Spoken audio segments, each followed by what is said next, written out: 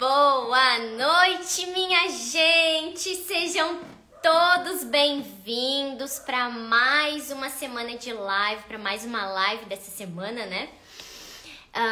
Vamos falar hoje sobre por que a infância é tão importante para a psicanálise. Por que será que é importante? Quero saber como vocês estão. Boa noite, sejam todos bem-vindos. Quem tá chegando agora. Vou dar alguns avisos aqui antes de a gente começar. A live ela não fica gravada aqui no Instagram, então depois que termina, até domingo, no final do dia, eu baixo ela lá no canal Psique da Criança do YouTube. Tá certo? Então aqui ela não fica gravada e fica lá.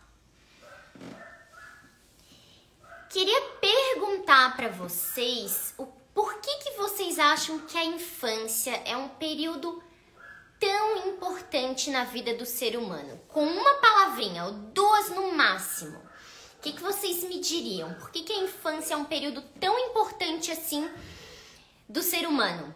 Agora não para psicanálise, mas do ser humano. Quero saber de vocês. Não tenham medo, pode responder o que tiver aí no coração, o que vocês estiverem pensando, o que vocês imaginarem.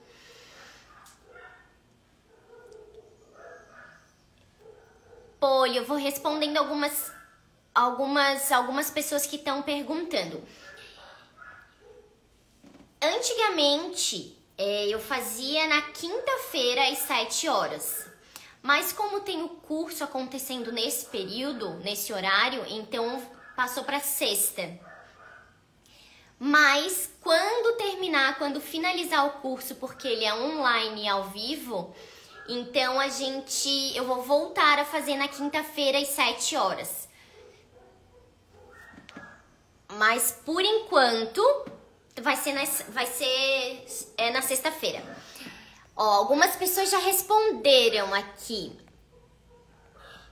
E seja bem-vinda, Poli. Formação de crenças, primeiras experiências, forma personalidade, importantíssimo. Tinha alguém que tinha respondido alguma coisa, eu acho que eu passei. Memória afetiva, isso mesmo. Tudo isso que vocês falaram é extremamente importante para o desenvolvimento da criança, para o desenvolvimento da personalidade dela mesma. Por que esse período acaba sendo um período muito importante na vida do ser humano? Mas eu vou começar aqui contando para vocês uma situação, uma história. Quando chega alguma pessoa, principalmente um adulto no consultório, o que acontece?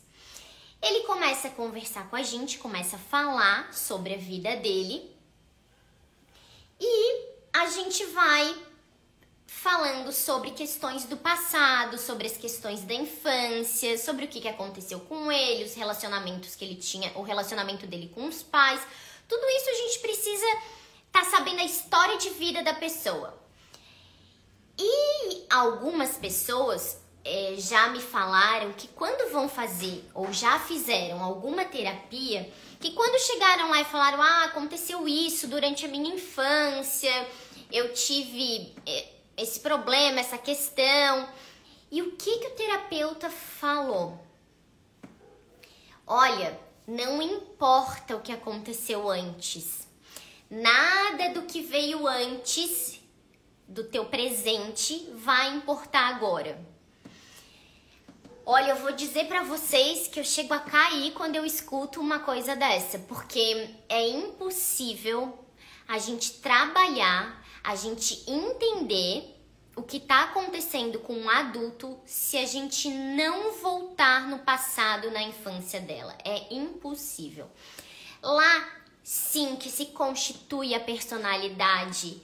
Lá que ela aprende as primeiras relações. Lá que é o modelo dela, de ela se sentir segura ou não no mundo. Então, tudo isso que vai formando ela como adulto hoje começou lá no período da gestação. Não estou nem dizendo que é do período do nascimento, porque no período da gestação ela já começa a trazer memórias também do que vai acontecendo com a mãe, do que está acontecendo no ambiente. Não que ela tenha consciência disso, mas pelas sensações, pelas emoções. Então, gente, o que acontece é que muitas pessoas falam que a infância não tem muito o que a gente falar. Eu também já levei uma vez o meu filho num médico, num especialista, e quando eu comecei a contar para ela sobre o que tinha acontecido com ele, sobre como tava assim a relação dele, o que estava acontecendo com ele naquele momento, ela falou: "Olha, não, tu nem precisa me dizer como é que foi o período ali do nascimento, como foi o parto, nada disso, porque isso não importa mais agora."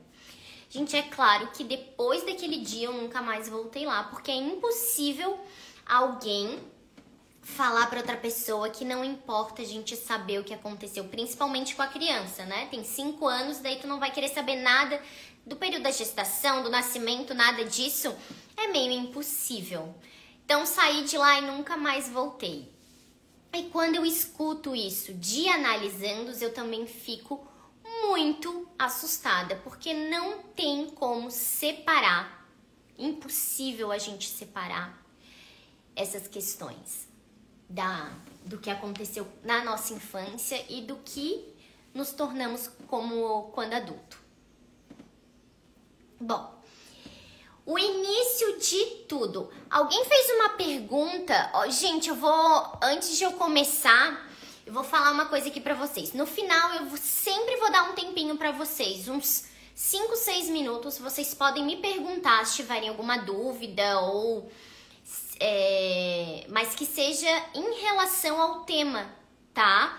Porque se a gente começa a falar de outras coisas, tem perguntas de outras temáticas, a gente acaba se perdendo do roteiro e as pessoas que estão aqui vieram para escutar sobre esse tema, que é a importância da infância para a psicanálise.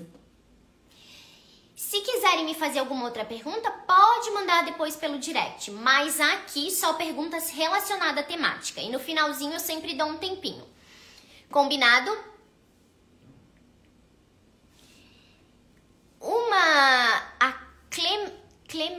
Clemente, acho que é Tati.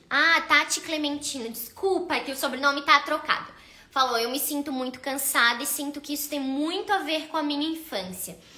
E o que acontece? A gente consegue lembrar de tudo que acontece na nossa infância? Não. O Freud chamou que a gente tem traços mnemênicos. O que são traços mnemênicos? São alguns traços que a gente não consegue lembrar, a gente só sabe, a gente só passou por aquela situação, por aquela sensação, por aquela emoção, mas é como se ele ficasse lá registrado no inconsciente e a gente não consegue lembrar com o passar dos anos. Mas a gente começa a ter comportamentos que são consequências daquela situação. Eu não sei se vocês conseguiram entender, acho que eu falei muito complicado agora. Mas assim, seria como um gatilho. Então, eu tô num local e de repente alguém fala assim pra mim, tenta me pressionar pra eu fazer alguma coisa. Isso é um exemplo. A pessoa tenta me pressionar pra eu fazer alguma coisa. E eu começo a ficar muito nervosa. Eu começo a suar, posso começar a chorar, eu começo a ficar nervosa. De repente, eu até vou rebater essa pessoa de uma forma com mais raiva, mais irritada. E depois que isso passa, eu fico pensando, tá, mas por que isso me incomodou tanto, né? Foi uma coisa assim que parecia tão bobinho, ou que não tinha, ou que não precisava desse tipo de reação minha. Mas por que será que isso aconteceu? Será que em algum momento lá da minha vida isso aconteceu? Eu processei com uma situação ruim e quando isso acontece na minha vida adulta, eu vou reagir daquela mesma forma, de forma agressiva, de forma querendo, de uma maneira que eu quero fugir, eu fico encurralada. O que será que aconteceu? Então, pode acontecer várias dessas situações. Alguém falou aqui, pior que eu não lembro de quase nada, eu tenho lapsos. Às vezes alguém fala e eu penso, eu tava lá, não lembro disso. É isso mesmo, eu até ontem fiz uns stories sobre os atos falhos, que é a forma que o nosso inconsciente também tá mandando pro nosso consciente os conteúdos que estão lá guardados. Por isso esses lapsos de memória, de leitura, de audição. Quando a gente guarda um objeto no lugar e depois não lembra por nada onde guardou, revira a casa inteira e não acha. Mas vamos lá, minha gente, vamos começar. O início de tudo. Então, toda a nossa história começa no desejo dos nossos pais. No período da concepção, da gestação, do nascimento, os primeiros meses, os primeiros anos e assim por diante. Mas como o desejo dos pais, Amanda? Se são pais que querem ter um filho, eles vão idealizando essa criança. Eles vão começando a imaginar como ela vai ser, ou como eles desejariam que ela fosse. E não digo aqui só da questão física, de aparência, tá? Mas de temperamento, de personalidade, de como ela vai interagir, se eles querem uma criança mais quietinha, se vai ser uma criança mais agitada. Então, tudo isso é o desejo dos pais que eles vão colocando nessa criança, vão depositando. E como que vai surgindo esse desejo? Pela linguagem, porque eles vão falando. Eu lembro que na época que eu tava grávida do Matheus, eu amo esse nome, Matheus. E eu tenho com esse nome uma simpatia muito grande pelo fato de que eu sempre conheci pessoas com o nome de Matheus que eram muito, mas muito, muito queridas. E um dia eu cheguei na farmácia e a moça falou, é menino, é menina. Eu falei, é menino. Qual o nome? Eu falei, Matheus. Aí ela deu uma risadinha. Aí eu falei, por quê? Ela falou, eu tenho um Matheus. Eu falei, eles são os amores. Ela disse assim, são os amores, mas também são terríveis. Tá vendo? Ela disse, nossa, o meu é terrível, é querido, é amado, mas é terrível, bagunça, faz tudo. Então, a pessoa já vai colocando o desejo, a gente já vai falando como essa criança vai ser. Eu falei no Minuto Psique sobre como a palavra tem força, tem um poder extremo na nossa constituição. Sabe aquela pessoa que sempre aponta, aquele pai, aquela mãe que sempre aponta, achando algum defeito, achando alguma falha, ou dizendo que não vai conseguir. Ou o contrário também, tá sempre apoiando, tá sempre incentivando, tá sempre não só lá no fim, no resultado, mas durante todo o processo com a criança. Então tudo isso vai fazendo muita, muita diferença.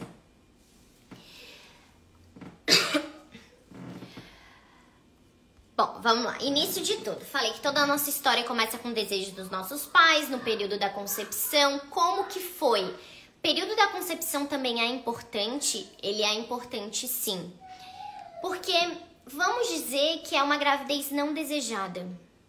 Será que eles estavam querendo que realmente acontecesse essa gravidez? Naquele dia, por exemplo, foi hoje que aconteceu a concepção. Será que eles queriam? Depois, quando eles descobriram, ou de algum tipo de abuso que pode acontecer, de a mulher ficar grávida, ela deseja essa criança, ela não vai desejar, ela não vai querer, ela vai ter algo ali das emoções dela, não vai ser um sentimento bom em relação a essa criança, mesmo que a criança não tenha culpa de nada, tá, gente? Toda a nossa estrutura psíquica é formada durante a infância. Estrutura psíquica, Amanda, o que é? É o id, o ego e o superego. O ego é a nossa personalidade. Então, como que é a tua personalidade? Eu sou mais...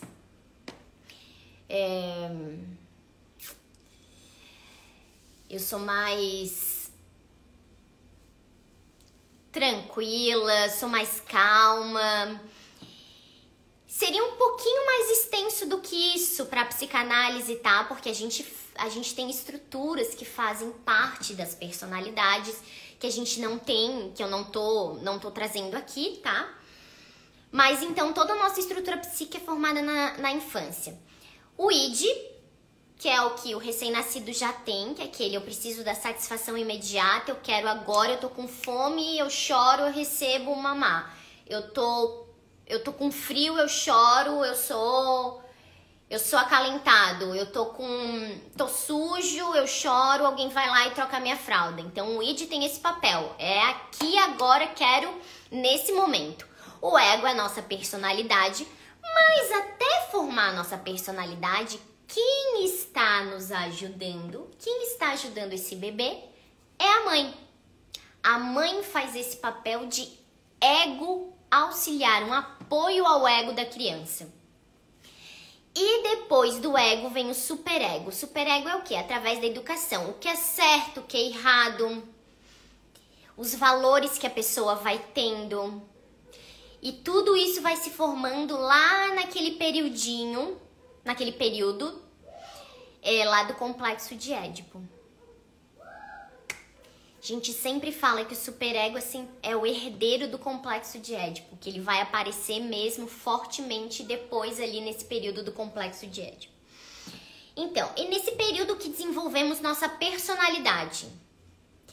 Caso não aconteça algo no meio do caminho, aí se acontece, a situação acaba ficando mais séria. Mais séria como?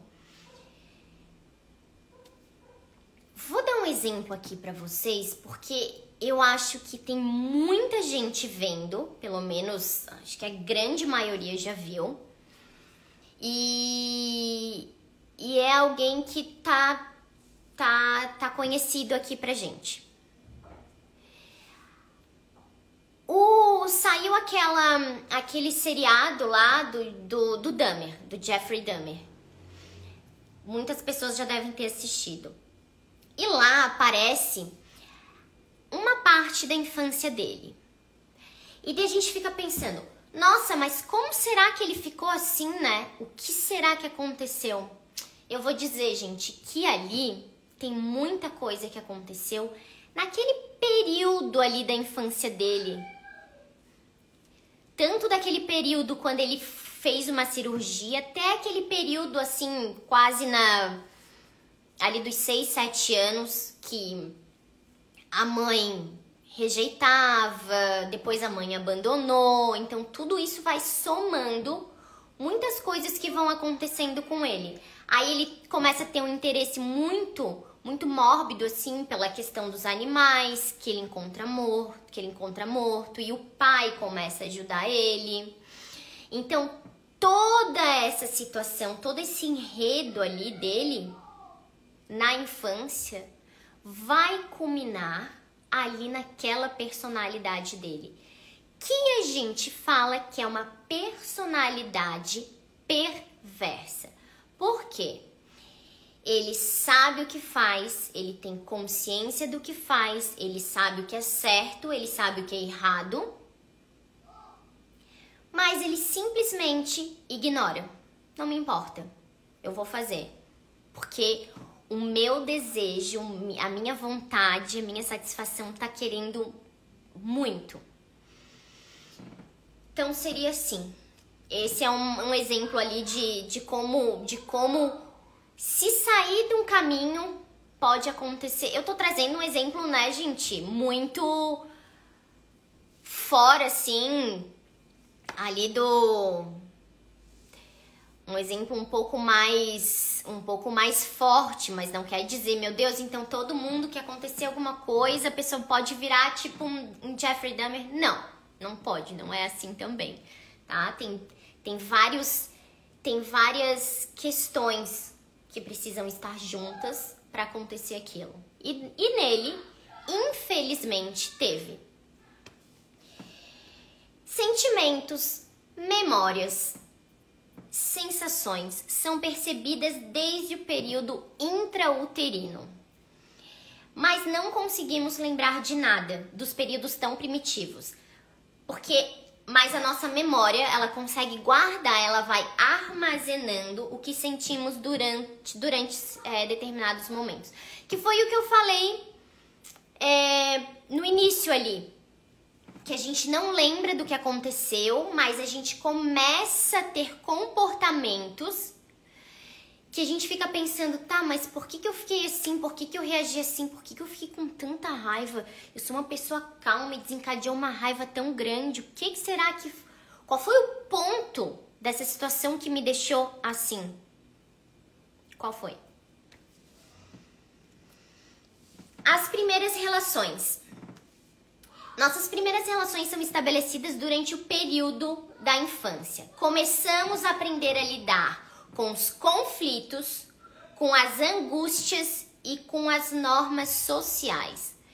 Como a criança vai aprendendo a lidar com isso e com essas relações, vai sim ser muito importante para a constituição da personalidade dela. Por isso que a gente também fala que quando há uma pessoa... Vou falar dele porque a gente estava comentando agora, como Dahmer. Por que será que ele ficou ali? Ele estava lidando com os conflitos internos, com as regras sociais, com as normas sociais, com as relações e com a angústia de uma forma completamente diferente de uma pessoa que nunca cometeria algo assim. Nossa personalidade é estruturada nesses primeiros anos de vida, 6, 7 anos de vida. Toda organização emocional do ser humano começa a partir do seu nascimento. E o que vai ajudar, não ajudar, mas o que vai criar um clima, e digo clima aqui emocional, bom para a criança crescer saudável, tanto psíquica quanto emocionalmente. A relação dela com a mãe. Ah, mas daí a gente joga toda a culpa em cima da mãe. Não, eu sempre falo aqui, não falo de culpa, eu falo de responsabilidade. E, gente, a mãe é que dá vida, a mãe que gera vida, então ela tem uma ligação com a criança muito importante mesmo. Até uns 2, 3 anos, 2 anos, 2 anos e meio, é como se tivesse um teatro, vamos pensar, um palco, onde tá a criança e a mãe. Vó, tio, pai, vô, todas as outras pessoas são meros coadjuvantes, são como se fossem papelões ali atrás, tá? Pra dar um exemplo, assim, como se eles fossem papelões. Então, só existe a mãe e a criança. E são nesses períodos que vão desenvolvendo ali a personalidade também da criança. Eu falei pra vocês que tem alguns períodos bem específicos que a gente fala que são os momentos críticos, que são os organizadores da psique, que a gente vai sabendo o que vai acontecendo para a criança passar a transitar daquela fase para outra.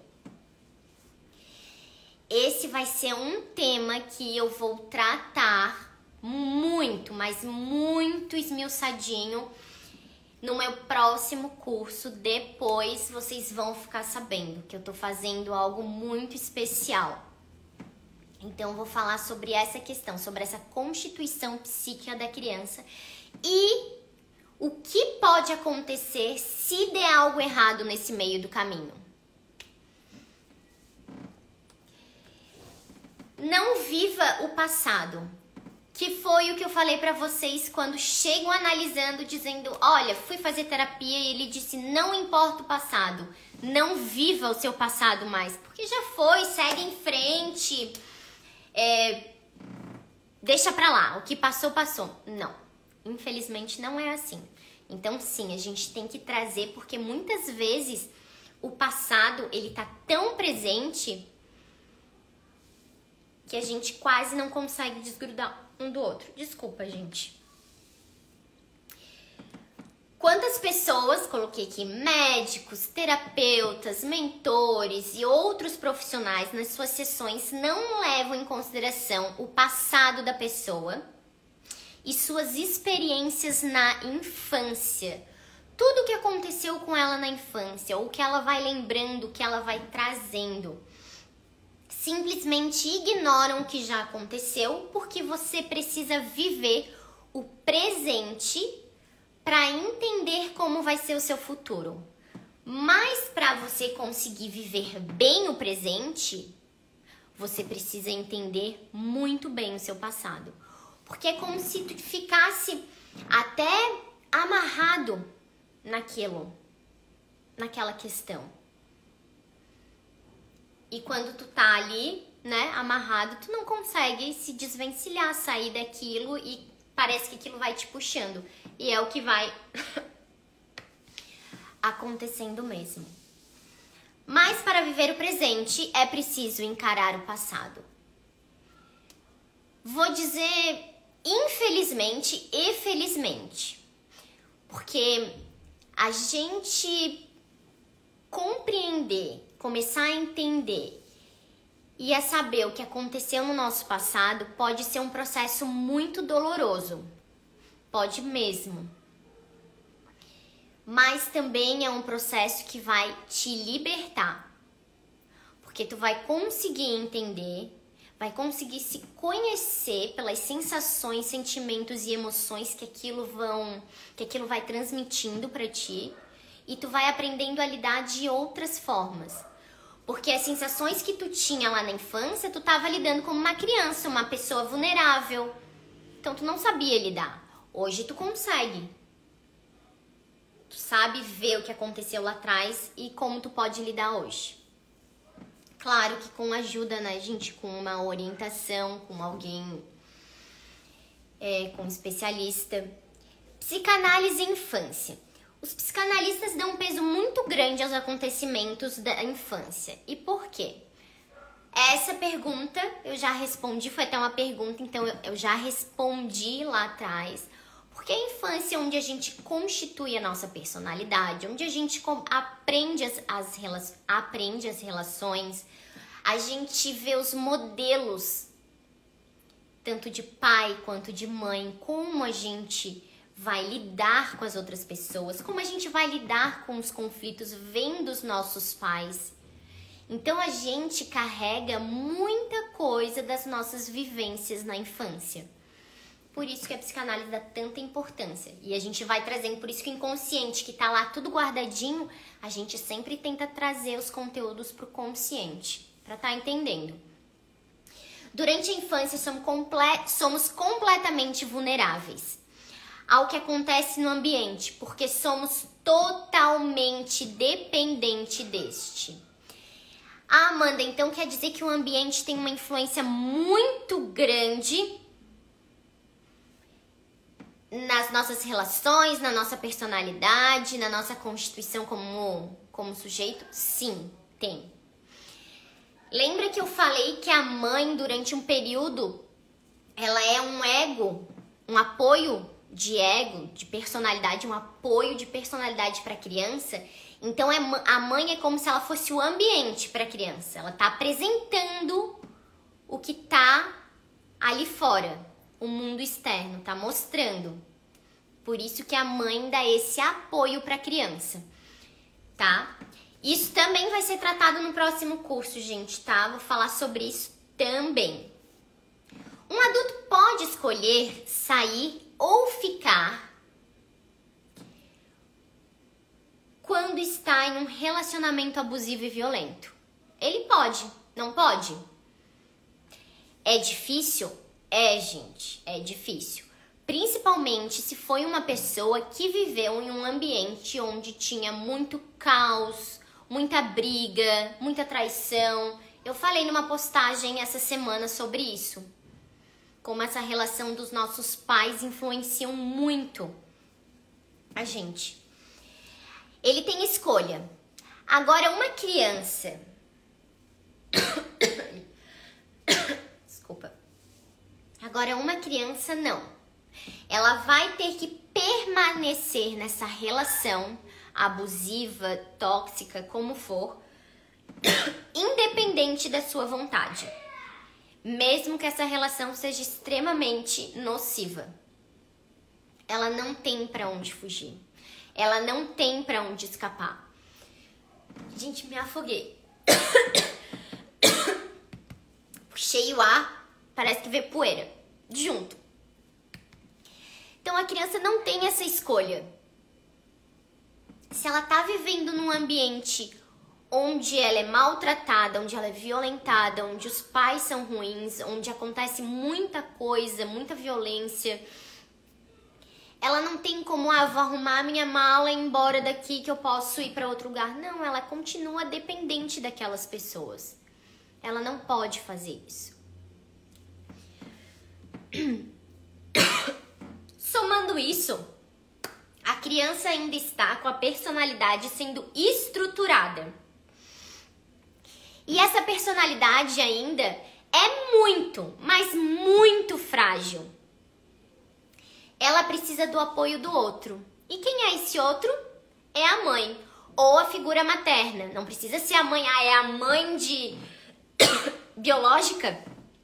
Não precisa, mas que faça esse papel da figura materna.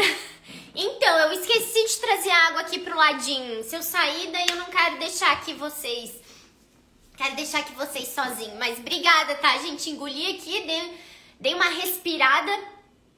Mas acho que agora eu melhorei. Obrigada. Para poder enfrentar as adversidades.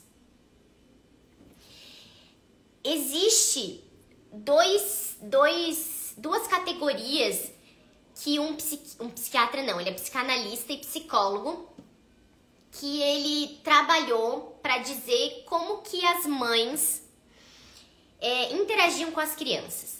Existe o relacionamento insatisfatório de mãe e filho e o relacionamento inadequado de mãe e filho. Amanda, o que é isso? Não vou contar pra vocês agora, porque isso também é a nossa temática do curso.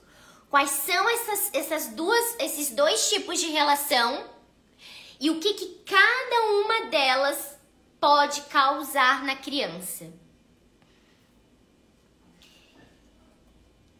Criança versus adulto.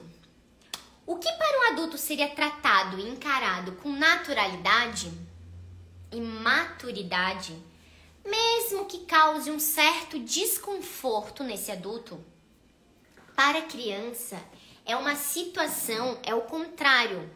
Isso pode causar um extremo pavor, terror. Como que, Amanda? Qualquer situação, uma mudança,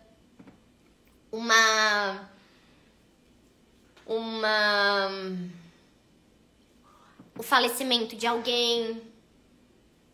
Não tô dizendo que o adulto também não pode enfrentar isso de uma forma muito dolorosa. Pode e às vezes enfrenta.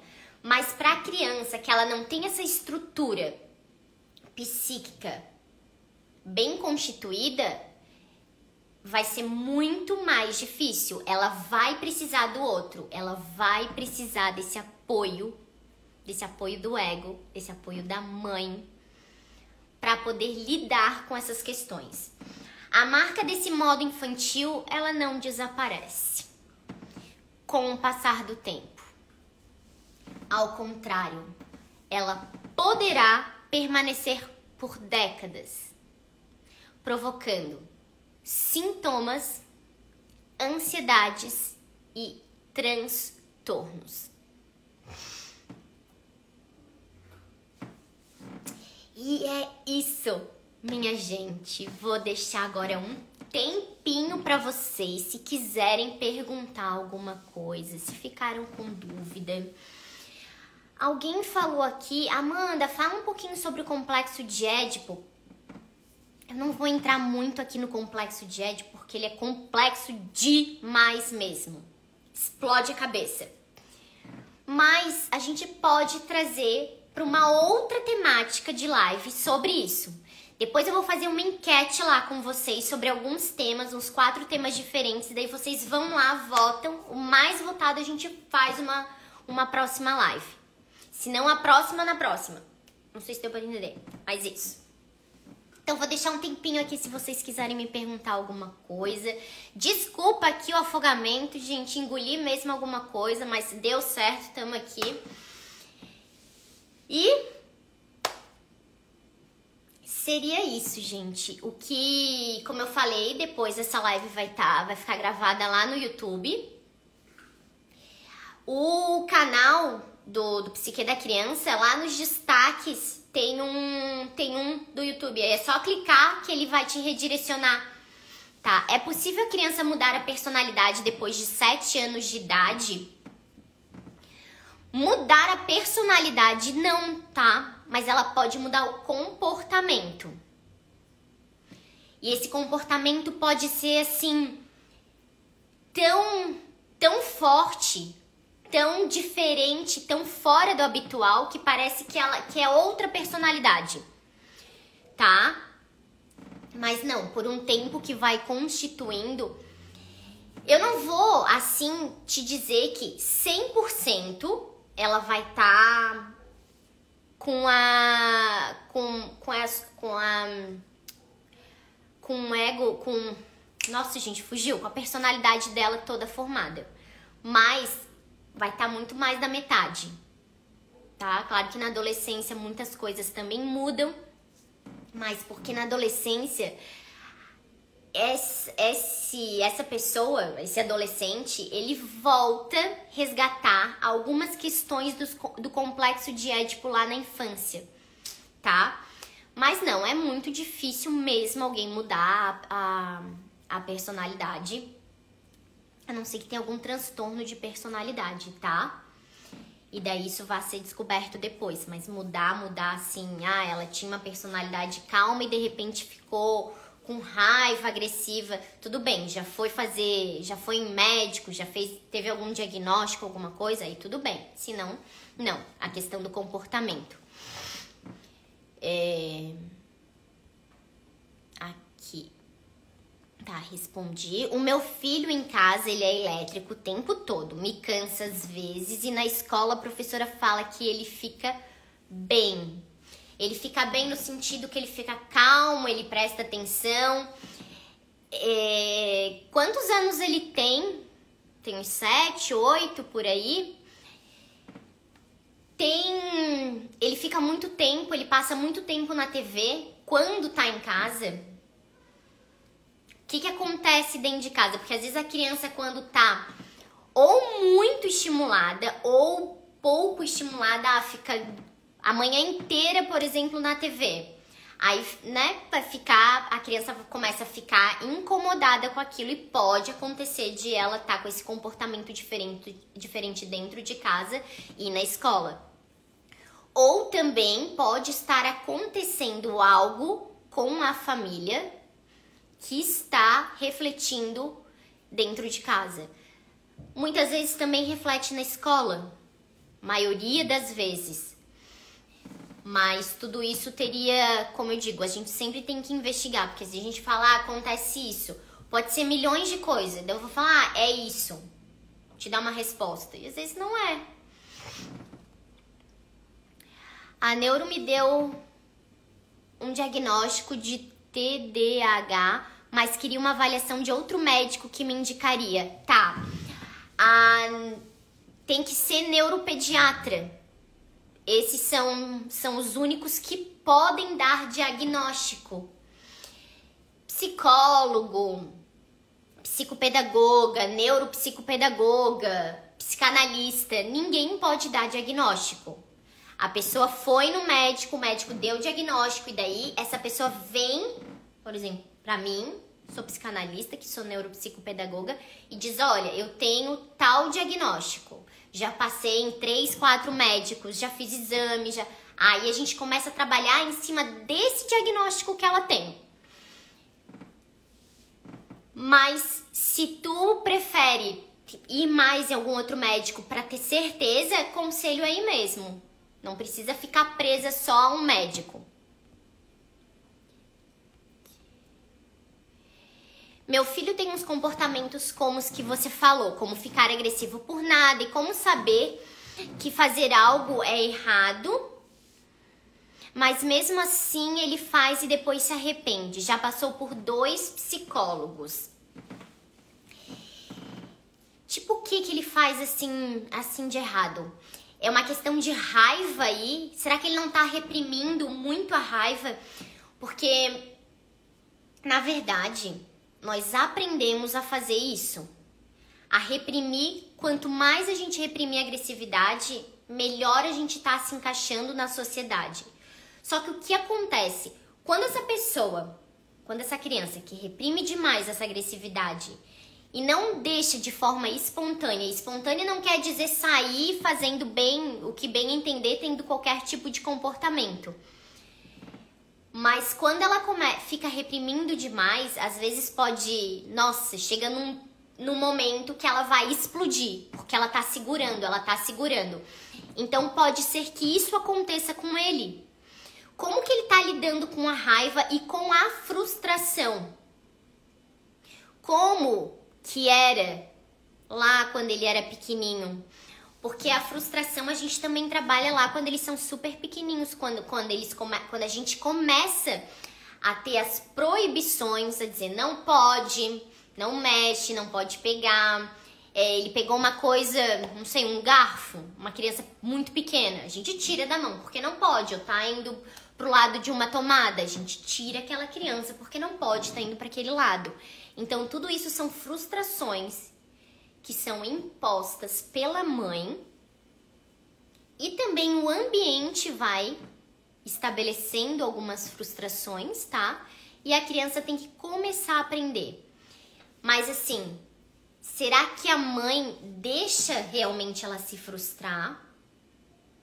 Ou ela evita o máximo que a criança não se frustre? Também tem isso. Tem pai que não quer deixar nunca o filho contrariado. Nunca. Ai, se ele ficar frustrado, como vai ser? Ai, como é difícil lidar com uma criança frustrada e com raiva. Muito. Mas é necessário. Ela precisa disso. Luciana, tem o meu link, tem o link aqui na bio do meu WhatsApp. Qualquer coisa, só tu clica ali e a gente pode conversar, depois marcar alguma consulta, alguma coisa pra eu te orientar melhor e tu me falar mais sobre esses tipos de comportamento e o que tá acontecendo. Meu filho tem 4 anos e está com muito medo de tudo. O que fazer? Tem uma fase que eles têm bastante medo, tá? Principalmente essa. Daí eles começam a ter medo do escuro, ter medo de cachorro. Às vezes o cachorro nunca fez nada, mas a criança começa a ter vários medos. É normal? Desde que esse medo não ultrapasse um limite, que a criança comece a parar de fazer as atividades cotidianas dela. Ou assim, ela não dorme a noite inteira porque ela tá com medo de alguma coisa dentro do quarto. Tem alguns livros que eu gosto de indicar sobre questão de medo. Um deles deixa eu ver, eu tenho aqui... Ai, gente, onde é que tá? Não vou... Peraí, vou lembrar aqui, ó. É sobre medo, tá? Mas é o que é debaixo da minha cama. É sobre um ursinho que morria de medo. Tem a ver com medo, tá? Acho que é importante. Eu comprei pro meu menino, porque ele tá com 5 agora, mas ele também tinha muito medo, principalmente de estar dormindo só com uma luzinha acesa, ou ele ficava achando que tinha alguém dentro do quarto. Então eu comprei, vem com uma lanterninha, e a gente lê toda a noite. Eu deixo sempre o livrinho do lado também, e eu sempre falo que ele pode até pegar a lanterninha se ele precisar. E é muito bonitinho, porque o ursinho vai contando, ele vai dizendo, eu tô com medo, porque a cadeira se mexeu, ou tinha alguma coisa na cadeira. Daí tu pega essa lanterninha e coloca aqui, aparece, era um macaquinho de bichinho de pelúcia. É muito bonitinho. O que, vou deixar aqui pra vocês. O que há debaixo da cama? É sobre medo. Ou sobre, né, ficar assustado com o que tem dentro do quarto. Tem 14 anos, Luciana, tem 14 anos e só piora, tá, Luciana? Vou te dizer que essa questão do teu menino, é um menino, né? Seria bom a gente conversar melhor, tá? Até pra tu poder também me dizer com mais detalhes o que tá acontecendo ou o que já aconteceu. Uma das coisas que é muito importante, tem situações que acontecem que a gente fala assim, aconteceu e passou. E daí a gente pensa assim, mas nem fez diferença. E talvez foi exatamente aquela situação que pode ter desencadeado algum sintoma, alguma angústia naquela pessoa. Mas cada ser humano vai reagir às situações e às experiências de uma forma. Então, por isso que é muito difícil a gente falar. Porque não posso falar assim, vamos tratar todos como robô. Não, gente, pelo amor de Deus, não dá. Não pode, isso não pode acontecer. Porque cada um tem uma história de vida, tem uma experiência, tem uma personalidade, tem um temperamento. Então, cada um é diferente do outro. E a criança, os nossos filhos é a mesma coisa, são diferentes. Não são extensões, não é extensão de pai e mãe. Gente, vou responder mais 2 perguntas, tá? E daí vou finalizar. A gente volta na semana que vem. E quem quiser, queria ter perguntado alguma coisa, pode depois mandar pelo direct. Meu filho de 4 anos não tem paciência quando algo não dá certo. Aí começa a bater ou quebrar brinquedos. Tá, isso também é super normal, tá? Porque a criança tá vivendo, tá experienciando de novo o que eu falei. A frustração. Então ela tá lá tá tentando. A gente fica irritado também quando tá tentando fazer alguma coisa, não tá dando certo. O que a gente às vezes quer fazer, quer pegar e quer quebrar as coisas, quer sair correndo, quer chutar, quer fazer o que for. Mas a gente tem ferramentas para lidar com essa explosão de sentimento que tá aqui. A criança geralmente não, ela começa a fazer, aí ela vai crescendo assim, vai dando degraus de irritação, de frustração. Então, às vezes, quando ela estiver fazendo alguma coisa, tu também pode falar, olha, se você não tá conseguindo, você pode também me chamar. Ou, olha, acontece isso mesmo, a gente não consegue a primeira vez, a gente tem que ficar tentando. Você pode contar alguma história sua, de alguma coisa que você não conseguiu, porque lembra o exemplo, lembra o modelo do que a gente vai fazendo, do que a gente vai falando pra criança? Isso aqui acontece demais aqui em casa. Eu, às vezes, não consigo fazer uma coisa. Eu tava essa semana fazendo comida, alguma coisa, e eu não tava dando certo. E eu tava, assim, já super chateada, e eu já tava irritada, já tava nervosa. E, de repente, apareceu meu filho e falou assim, mamãe, tudo bem não dar certo agora. Calma, respira. Gente, ele tem 5 anos, ele veio falar isso pra mim. Calma, respira, fica um pouquinho longe, depois tu volta. Assim, gente. Mas é a mesma coisa que a gente fala pra ele. Pode dar errado de novo? Pode. Mas a gente vai tentando, a gente vai tentando. Será que eu vou conseguir agora? Talvez não consiga, talvez seja só um pouquinho mais tarde, ou talvez com a minha ajuda tu vá conseguir, tá? É assim que a gente vai amparando essas questões das frustrações. Vai ter essa questão de vou querer quebrar, vou querer bater, vai, gente. Porque não tem maturidade emocional para isso ainda. Mas a gente apresentando aos poucos, isso vai começando a melhorar. Existe algum exame que dá diagnóstico de autismo? Não tem um exame propriamente dito. Mas geralmente quando tu vai na neuro, você vai falando como a criança foi se desenvolvendo, em relação à cognição, em relação à parte psicomotora, vai falando todas essas questões desde o nascimento, como que ela vai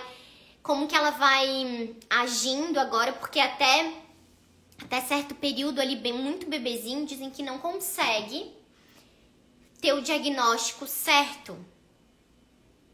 Depois de 1 ano e meio, se eu não me engano, tá? Eu não trabalho muito com autismo, tá? Então, por isso que eu tô te dando algumas respostas, assim, as mais básicas do que eu sei. Que eu não sou muito da área do autismo, desse transtorno.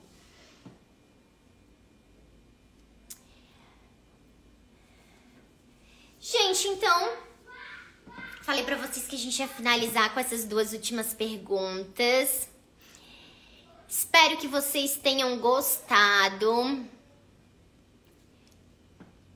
Um beijo enorme no coração de vocês. Um abraço apertado, sintam-se abraçados. Muito obrigado por estarem aqui. Eu também amo ter vocês aqui. E na semana que vem estamos de volta. Um beijo no coração. Bom final de semana. Eu que agradeço imensamente vocês. Demais.